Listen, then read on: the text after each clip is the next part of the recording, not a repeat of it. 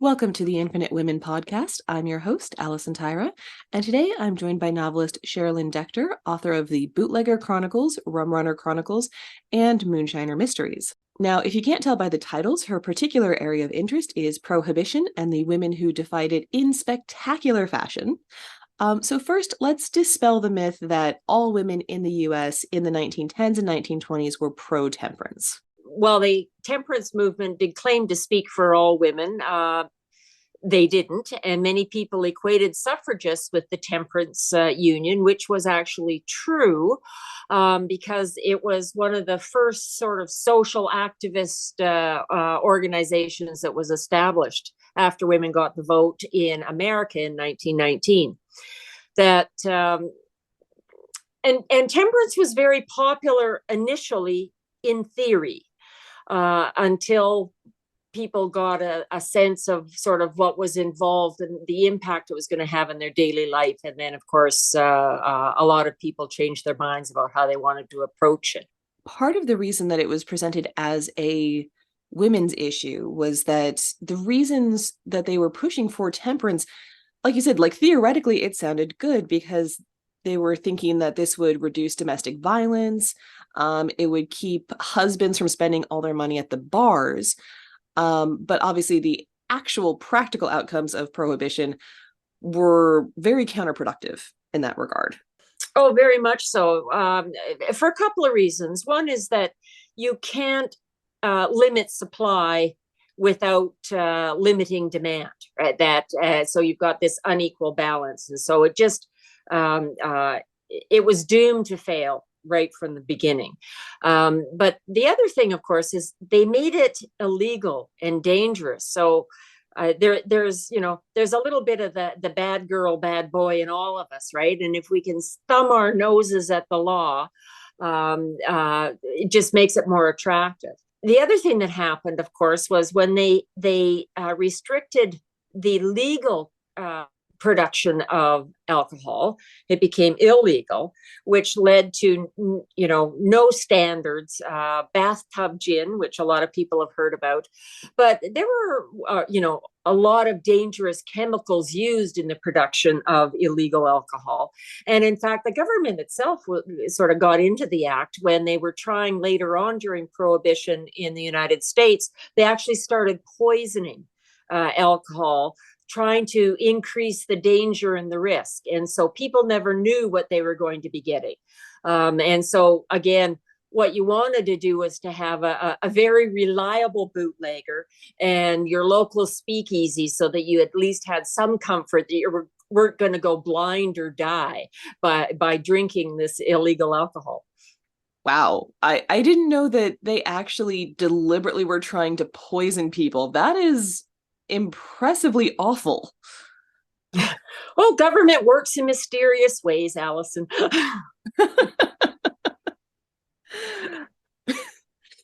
Now, having taken US history classes when I was a kid, it was very much presented as women were the cause of temperance. So you've got like Carrie Nation with, I believe it was an axe just running around smashing up bars.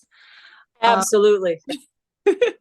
But they didn't teach us that women were also key in the repeal of prohibition. They sort of glossed over that part. Yeah. When women realized that there were risks involved to this, that it wasn't going to work out the way they had initially thought, that people were going to be drinking a lot more, that it was dangerous to be drinking for the reasons we talked about, it was dangerous for your health beyond the usual, that they decided that they were going to have to change their minds. And so had a good push to try and get the government to repeal prohibition. And women were at the forefront of that as well. And so, again, it was quite interesting to see the social activism that this cause generated, because, of course, during the whole fight for the vote, they learned great organizational skills, and they had well-established networks. And so it's just a matter now of picking a side. I find Pauline Sabin particularly interesting because she had been a temperance advocate, but then once she saw the practical reality, she founded the Women's Organization for National Prohibition Reform in 1929. And by 1931, she had 1.5 million members nationwide. And this is obviously well before the internet. Like, this is all, mail, basically. And so she's organizing this national effort. But she was an experienced political operator and she knew how to effectively activate that group. And they were a big part of how it got repealed. And it's also interesting that, like, it's fascinating to me, the psychology of people and the fact that she, in both instances, she said that she wanted to protect her sons. And she thought that prohibition was a way to do that. But once she saw what was actually happening, she realized repeal was the best way to do that. But this whole framework of women aren't supposed to fight for ourselves, but we're allowed to fight for others. And so that was the way that she really galvanized the movement and was accepted for being an activist, was saying that she was doing it as a mother. It comes back to the hand that rocks the cradle rules the world. Um, we're fortunate enough to live in a time where we don't have to sort of hide behind that. Although, again, protecting families is always a strong motivator and has been sort of that driving force between a lot of social justice issues in many countries throughout time. For you in particular, you're really fascinated by the entrepreneurial women of the 1920s who saw prohibition as an opportunity. So can you tell us a bit about that perspective? Yes, you can imagine. I mean, you look at the timing that all this was happening. It was just after World War One, the Great War, which had cataclysmic impact on society. Not just in terms of breaking down social mores, but a lot of the men, it didn't come back. The ones that did were fragile or damaged either physically or mentally, which left a lot of women having to cope on their own. And so, if you can imagine, you're sitting there and you've got your children around you and they're crying because they're hungry and there's no other breadwinner. And so the first question is, what would you do? You personally, Allison, how would you deal with that? You would try and find work. And so the next question becomes, what could you do? And for a lot of women, they had a history already of home-based brewing. I mean, women were making the beer that they consumed around the kitchen table for generations. A lot of the products they already had access to, in their gardens or in the fields. And so that piece of the puzzle was a skill they had. They could take in laundry, or they could set up a still. And a lot of them chose just to do that. And in fact, some of them went quite a bit bigger than that, which is, the fascination I have, because there were some incredibly dynamic, driven women who succeeded during Prohibition. Although one of them was asked about what made her so successful, and she just looked at the reporter who asked her and said, "Hunger." Hunger made her that motivated to succeed. So there was that piece of it, the war. The second piece, though, was at the beginning of the 20s after the war, was intense change, faster than we've ever seen before, or frankly, since, maybe except because of the pandemic, that there were mothers who had spent their entire life corseted, coddled in long skirts with no aspirations beyond home and hearth. And their daughters had tossed corsets into the closet, were driving, smoking, and drinking in public.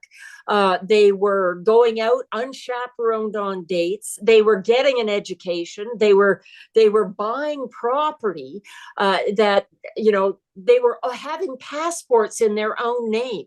I mean, so from social mores to legal issues to political issues as they cast votes, to just economic drivers. And all this happened, if you can imagine, in one decade.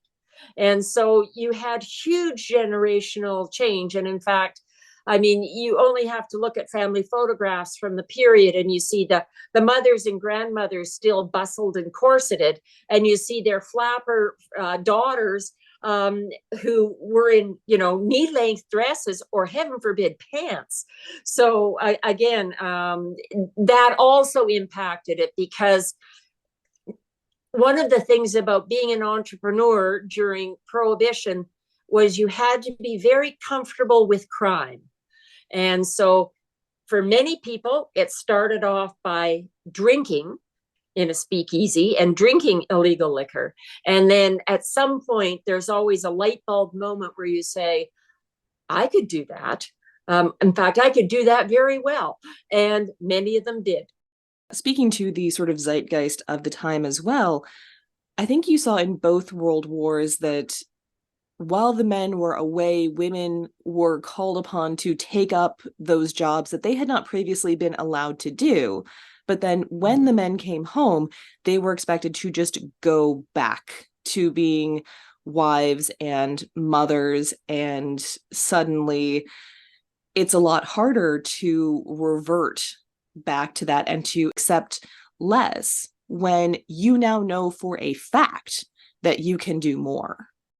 There's a lot of power in having your own money and being able to make those about how you want to spend that money. There's also self-actualization about being the decision maker, about being seen as a person of value. And so you're absolutely right to go back into the kitchen, back behind the closed front doors of people's homes. Women didn't want to do that. And again, so that there was this economic imperative that drove them out to make entrepreneurial decisions. But frankly, there were a lot of women who really enjoyed it as well. And again, I think, the ramifications were that, while they were working in those factories and doing those jobs for the men during the war, they also learned good organizational skills. And while they may have had a sort of egg money to learn their budgeting skills, suddenly they were running or in charge of the books for businesses. And so that it threw open the doors to a lot of opportunities that hadn't been open to them before. I also love that you mentioned that, women have been making alcohol for centuries. And I was recently reading a book called Girlie Drinks by Mallory O'Meara, who really ties this correlation between attitude towards women making and consuming alcohol and attitudes towards women's rights in general, illustrating different factors for why men have tried to push women out of those industries, from wanting to remove competition so they could corner the market for themselves, but also the overlap between brewers in Europe and witch hunts. So you actually had the church correlating like a lot of the classical images that we have of a witch, from the hat to the cauldron to the cat. That was actually just what a brewer looked like. And so they're literally saying these women are in league with the devil. And so it's really just fascinating, that connection between women's financial independence and men who want to control women, obviously trying to control or trying to remove that access to freedom. But the other factor is that drinking alcohol represents a form of freedom that women take over their own bodies. That, again, I think in this particular period, that was something that they were really wanting to assert their own control and take their freedom. I think that men's fear of strong, independent women is well documented and has been for generations. The tough parts of my books was never finding women who were entrepreneurial, who were, bootlegging and moonshining and running speakeasies. It was to try and find the men who were allied with them, who were comfortable with that strength and power and autonomy and independence. And frankly, a lot of the fictionalized characters who are men in my book, there are very, very few men who actually played that role in real life. That they were always trying to, again, push them back into the kitchen. They, whether it was for competitive reasons or just they felt personally threatened. They didn't understand, sort of that entrepreneurial approach and how it's different sometimes with women. Lot of things were going on there for sure. Was there a particular archetype? Was there a specific kind of woman who was involved in the alcohol trade during Prohibition, or was it just all sorts? All sorts. And I think that, their personalities, every single one of them had in common that they wanted that entrepreneurial success. Their personalities dictated how they would approach it, so that those larger than life characters tended to be running the front of the house. And so those were the broads and the dames that were running the speakeasies and the private clubs. They were very much like the actress Mae West, greeting, the men at the door, hello, sucker, being extravagant, large personalities. And so that they became part of the entertainment, the brand, the notoriety of their clubs. To very traditional women, women like our own mothers and grandmothers, who wanted something on a smaller scale. And so they were the ones that were running the beer flats and basically turning their living rooms, front rooms, into little tiny speakeasies. They had small production maybe in the basement. On a Friday night, they throw open the doors and they became the neighborhood bar, the neighborhood pub. And their neighbors would come in for a pint or a glass of whatever they were serving that night, so that they were more comfortable. The kids would be in the kitchen, the neighbors would be in the front room, and they were managing it. And then there were the women who didn't want that kind of profile, and those were the moonshiners, and they were in the backwoods, in Appalachia, in the mountains, in rural areas, and they were actually in front of the stills, brewing it. Although what fascinated me is that they were also the most physical of all of the women. I mean, the ones that were running the speakeasies were paying off the cops and the politicians and had the clientele where they knew that if they were busted by the cops, they weren't going to be spending too long in jail.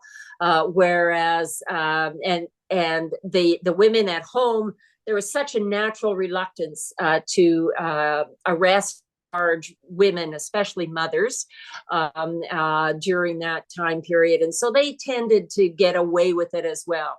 But those moonshining women, they were dealing with, a backwoods mentality where where, they had, sort of a gun in one hand and, their hand at the still on the other, as they were making this moonshine and, fighting off bears and fighting off bad guys and rival moonshiners. And so they had a whole different kind of personality. And they didn't often work together. Like, they didn't often meet. The speakeasy people were urban sophisticates, and the moonshiners were rural, backwoods creatures. So it was interesting times. And but there was a spot for everyone. There was a saying in one of the newspaper headlines it came across. It says, every night was ladies' night during Prohibition. And so there was room for every kind of woman to realize that dream of financial security and independence. And again, unfortunately, when Prohibition ended, a lot of them didn't have an opportunity to continue to realize that dream. So we've talked about the moonshiners, but what about the rum runners? Oh, yes. Yeah, that all along the primarily the eastern coast of the United States, Prohibition was an American law, the Volstead Act. And but it was still legal in Canada, England, and so that they were surrounded by legal alcohol, which then meant that, there were a lot of people who were wanting to import legal alcohol in, especially as the quality and the safety of the homemade stuff deteriorated over the course of the 13 years of Prohibition. So that along the East Coast, the rum runners were the people on the water. And that they would be importing it from England, Scotland, Europe, Canada, holding it in large two-masted vessels.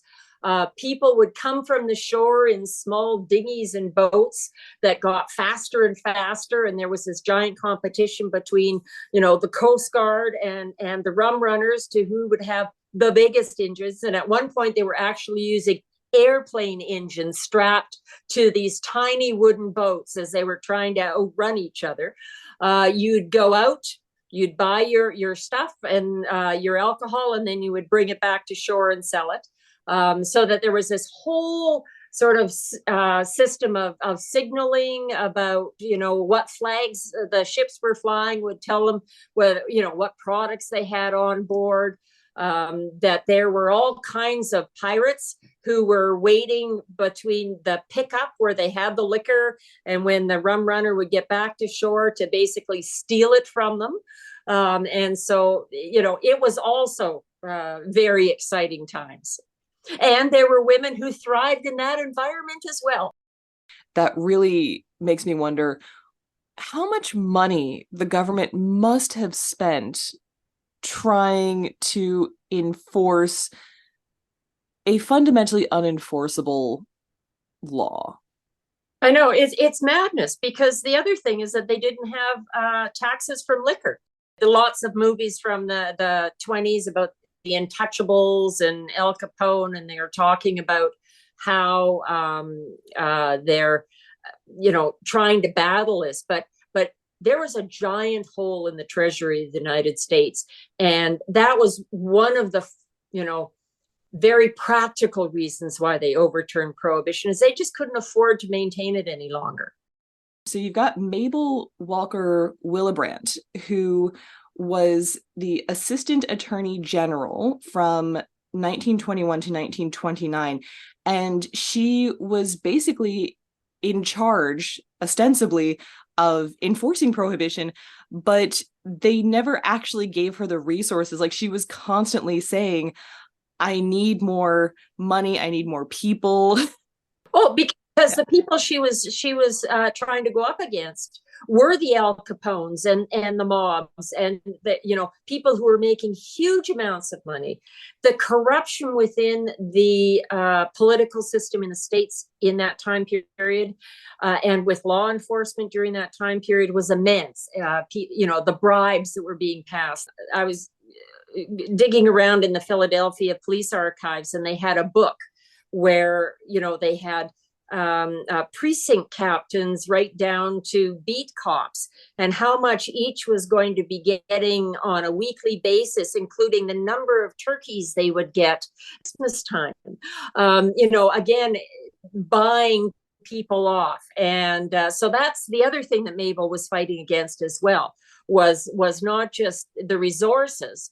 And she had very poor, very limiting laws as well. That it started off originally as a police matter. They transferred it into the taxation and revenue, which is the revenuers that you hear about in the movies. But again, no one trained. No one motivated. I mean, it was pretty hard to be motivated if you were a beat cop making, pennies with your own family to feed, and suddenly somebody wants to pad your wallet. It's very difficult to turn away. And so again, just it was a losing battle from the get-go. It sounds like she was really set up to fail. Yeah.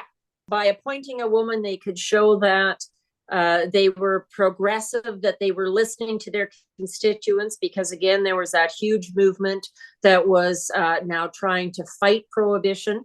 That was, again, a large part of it was being led by women, so that they could appear to be proactive.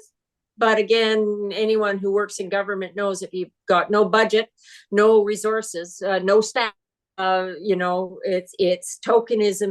I do enjoy looking at your blog because you've got what you call Hooch and Hellraisers posts. So it looks like the first one you've got here is Belle Livingston. She was a remarkable woman, again, an American who went to Europe and developed a lot of polish and got a lot of ideas. She was married to many times to England, wealthy men, wealthier and wealthier men. But eventually, when she was older, she was actually in her 50s when she ran out of money. And she was in Europe and didn't know what to do. So she decided she'd come home to New York.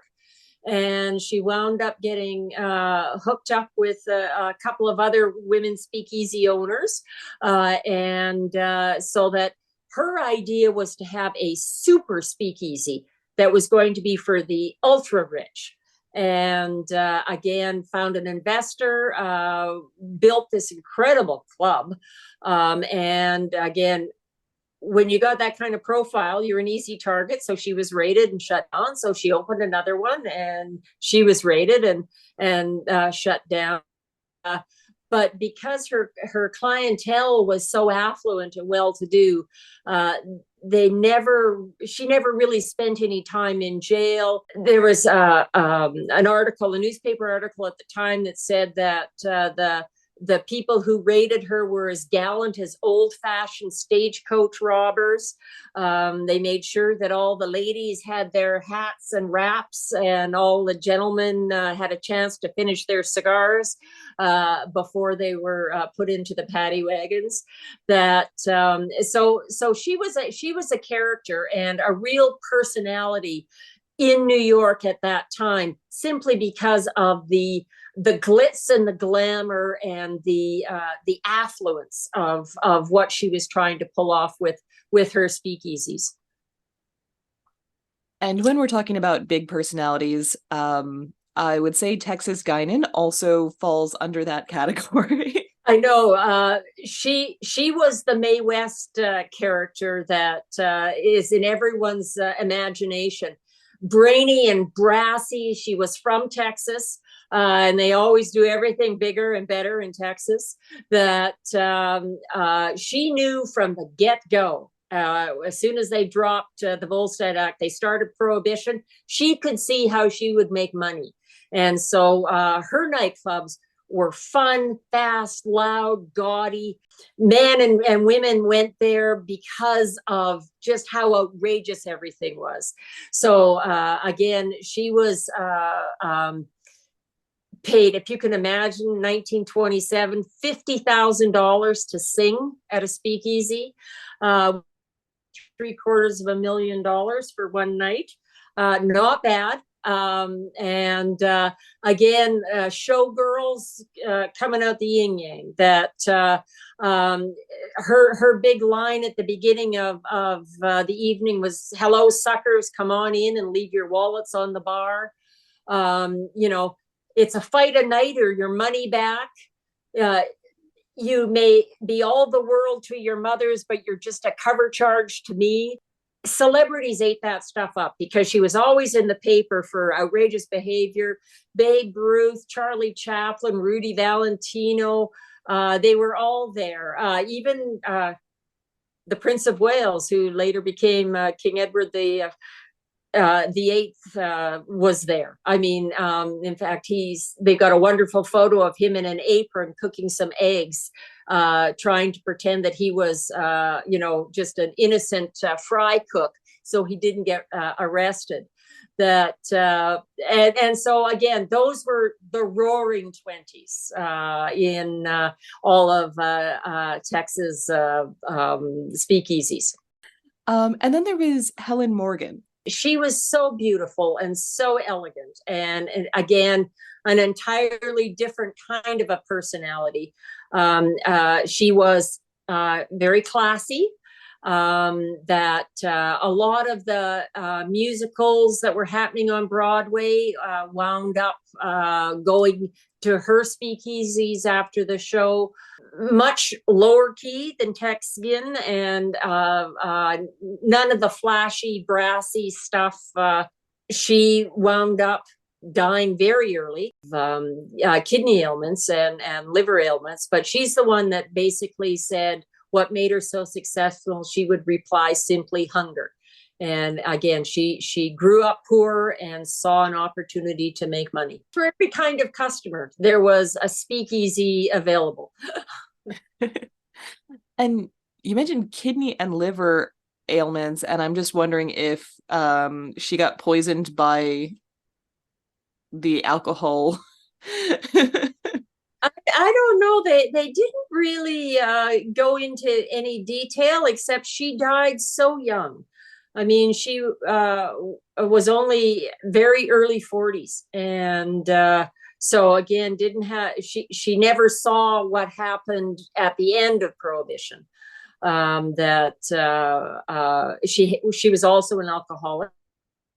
They always say there are two kinds of bar owners: the ones that drink and the ones that don't drink at all. And she was a drinker. And so that could have also contributed to her issues, because again, it was hard to get good imported liquor. So you were relying more and more and more on the domestically produced liquor, and that carried issues. And you also mentioned on the blog, you've got Cleo Lithgow, Queen of the Bahamas. Oh, she's a character. She was in real life. Cleo was an American who went to England, worked in the front office of a Scotch distillery, a Scottish distillery that wound up again making a lot of money during Prohibition by being part of that rum running scene. She also worked sort of with French champagne manufacturers. But again, not in a sales capacity or a managerial capacity, always in a clerk capacity. And she just had a lot of really good ideas of how to get the job done better. And so eventually they sort of gave her the glass cliff and sort of said, okay, fine, you go off to Bahamas and you become the distributor for our company there. Thinking she would fail and we could get rid of this mouthy woman in the office. What happened instead is she became incredibly successful, but cards were stacked against her right from the get-go. Like, there was a rule where she had to have her importer's license on an annual basis. Everyone else could mail theirs in. She always had to go down to the courthouse and sit wait in line, and it took her days and days to get it. Little things like no one would rent her an office. But she had some very interesting alliances, and we talked a little bit about the men.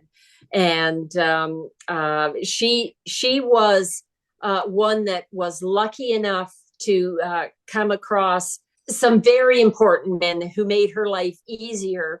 Bill McCoy was a rum runner. He had several large boats, and he preferred to work with Cleo because she was honest. She delivered her product on time, and much like she never cut her liquor. So again, if you've got one barrel you can sell for a wad of cash, if you cut it, and dilute it, you can sell 2 barrels for twice that much. She never did that, and neither did he. And he was the reason why there's a phrase talking about the real McCoy, because you could always trust the liquor. So he gave her all the breaks and allowed her to sort of step into the limelight because of his success and her success with it.